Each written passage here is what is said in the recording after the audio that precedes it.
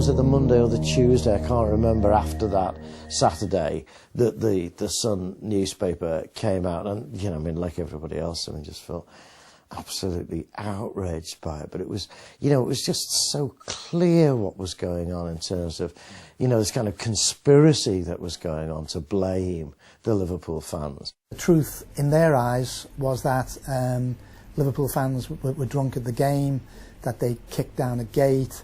There were some horrendous things in that newspaper at that time. They said that Liverpool fans had urinated on the dead, that they'd stolen from the dead. It's so bizarre. It's so appalling. And yet, these people were lying in hospital beds, having to read those sort of headlines, and they were clearly lies. You know, we hadn't even buried our dead, and he came out with something obscene like that. It was the classic smear campaign. And whoever decided at the top level to cover this thing and exonerate the police was obviously instrumental in getting that headline out. And although it was detracted, it done what it was meant to do, which was cast a smear and throw mud and mud sticks. You know, immediately the focus shifts from where responsibility really lies on this occasion onto those people who, well, let's talk, I mean, they were at Heysel, weren't they? They were fighting on the terraces. That led to the death of 39 people in there. You know what they're like. You know what football fans are like. And these are football fans with knobs on. These are Liverpool football fans. They're always fighting and you know, that whole operation grinds into action.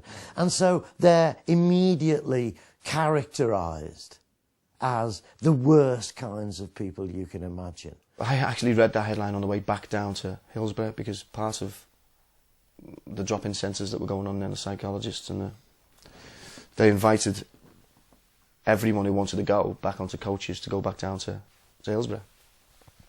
I was encouraged to go down that day. So I got on the coach, and it was on the way down to there that somebody had bought a newspaper and it was passed around the coach. So then, you know, when we got to Lippens Lane, we were all very, very angry at being, you know, at being blamed for it, really, and the pickpocketing and the particular stories that came out. So when I got back down there, we were all, not only were we confused, kind of lost souls, but we were very angry as well, and I felt like everyone hated us as well, so, you know, that made it even worse. We were on our knees, you know, holding our arms out for help. And it's just like someone coming along spitting on you and kicking you, you know, in your hour of need like that. And that's one thing that will never ever be forgiven, not in this city. That will go on and on. We haven't got the backing of a big newspaper to come back and hit them back like that, you know. The only thing we could hit them by is not buying the Sun. And that's what we've done. The strength of feeling doesn't diminish. We don't believe the Sun will ever get a foothold on Merseyside ever again. It's made lots of attempts, as you well know. It won't succeed, ever.